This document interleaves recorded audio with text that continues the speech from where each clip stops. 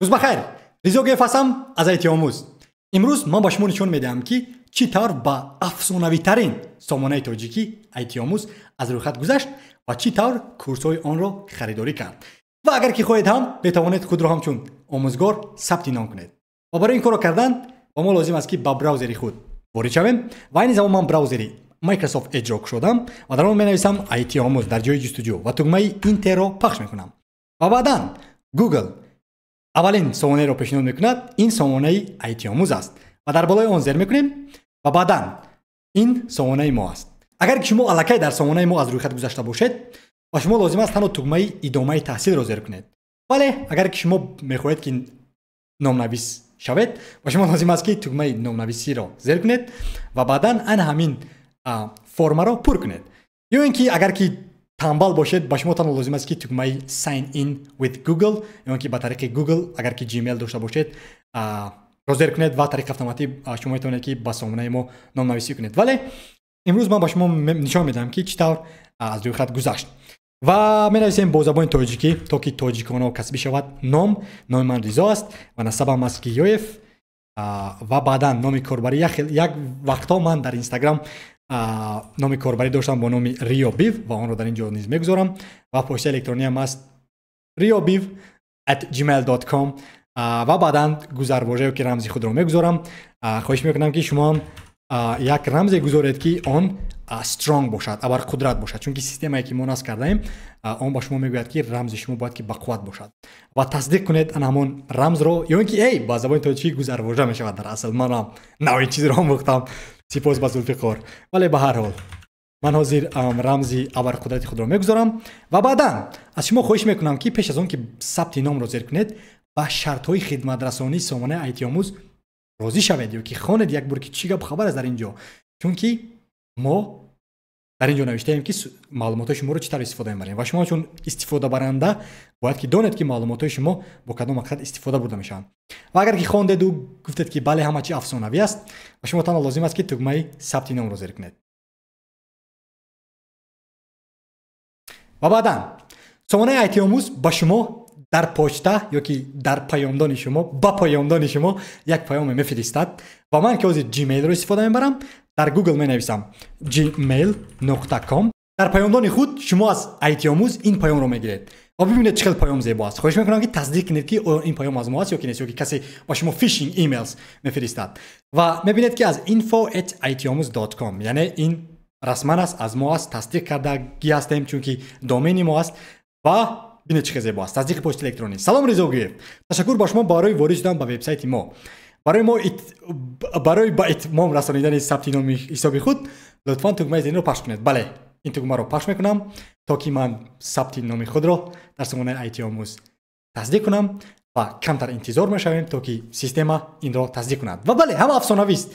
این است کابینت انفرادی شما در سامانه آیتی آموز و اگر خواهید در تکمه تنظیمات زیر میکنید و می روید در اینجا رسمی خود رو میگذارید بارگذاری رسم. ولی این زمان من نمیخوام این کارو کردن چون که وقت کم است و من با شما نشون میدم که چطور کورس ها رو خریداری کنید.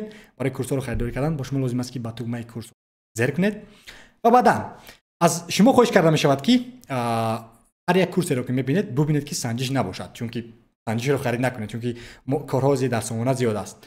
و حاضر ما یک کورس داریم و اون از امیری است، پایتون از صفر.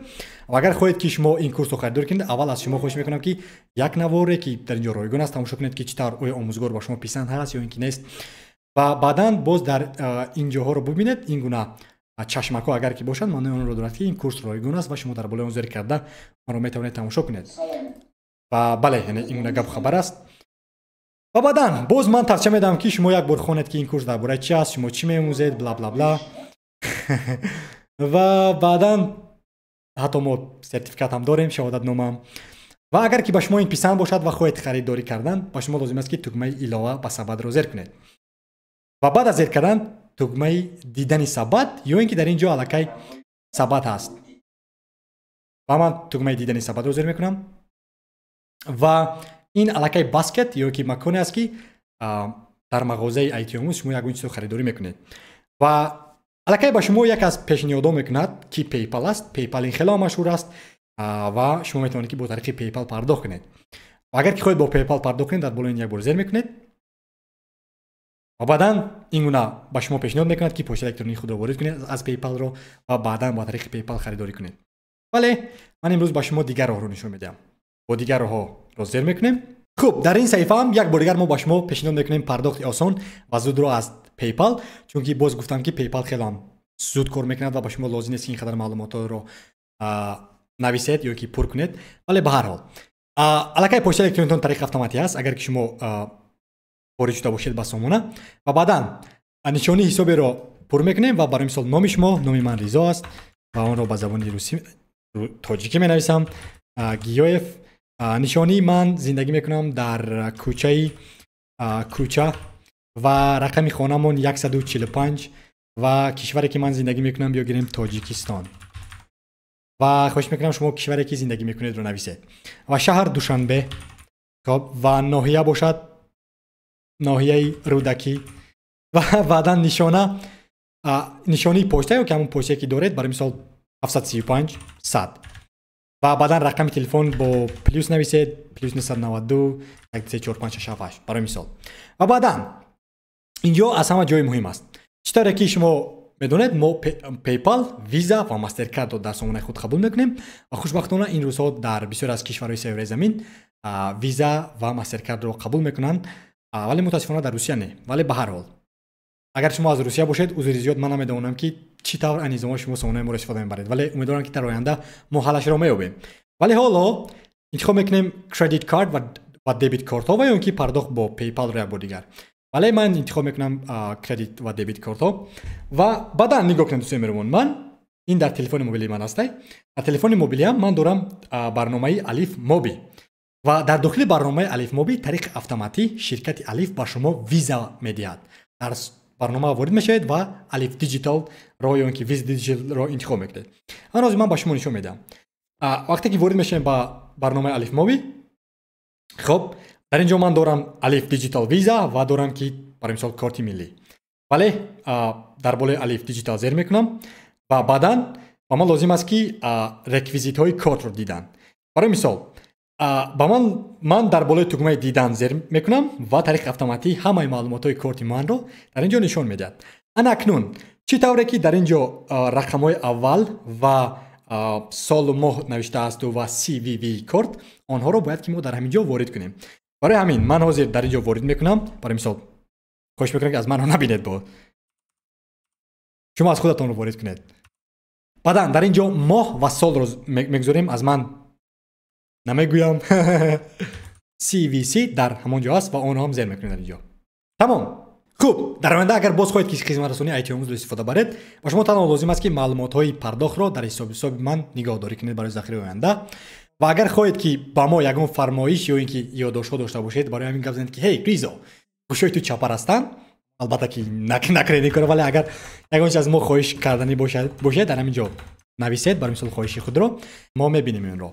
و بعدا از همه جای خیلی مهم با ادامه دادن خرید خود شما با شرط های خدمت رسانی و سیاست حفظ اسرار ما راضی میشوید و برای آنها رو خواندن تنها در بالاشون زیر میکنید در صفحه نو میکشید و یک بار دیگر باز خواهش میکنم که شرط های ما رو خونید و بعد از اون که خوندید و هم افسانه‌ای است تکمه خرید کردن رو زیر میکنید و طریق اتوماتیک خرید میشود و اگر که سامانه فکر کند که شما را یک بار تصدیق کند در مثال برنامه بانکی خود یک پیام میآید ولی در بسیاری از حالات اون پیام نمیآید. ولی به هر حال تکمه خرید رو زیر کنید و لکه شما خرید کردید. دیگر چیزی که من میخواستم صحبت کردن چطوره که شما میبینید در سامانه ما نوشته ایم که 7 روزه کفالتی برگرداندن پول. اگر که شما کورس رو خریداری کردید و این کورس با شما پسند نآمد یا که اون معلمش با شما پسند نآمد شما 7 روز امکانیت ما با شما میدیم که مبلغ خود رو برگردونید. به یگان سوال رو پرسیدن ولی ما میبینیم که شما برای مثال کورس رو قریب 30% رو تمام نکرده باشید. یعنی این قانون ها است. برای این قانون رو خواندن خواهش میکنن که بیاید با این پایان و سیاستی برگردانیدن و مبادله است در بالای اون زیر کنید و این قانون رو خوانید که مثال ما چی نوشته هستیم و در کدام حالت ها. ولی در همین 7 روز اگر پسند نآمد خواهش میکنم که در تکمه برگردانیدن مبلغ زیر کنید و وقتی که این تکمه رو زیر کرده طریق اتوماتیک شکلی برگردانیدن هست در اینجا نام پوره نشانی و همون تصدیق پرداخت رو گذارید تا که بچهای سودای ما ببینن و مبلغ شما رو برگردونن در طول 7 روز.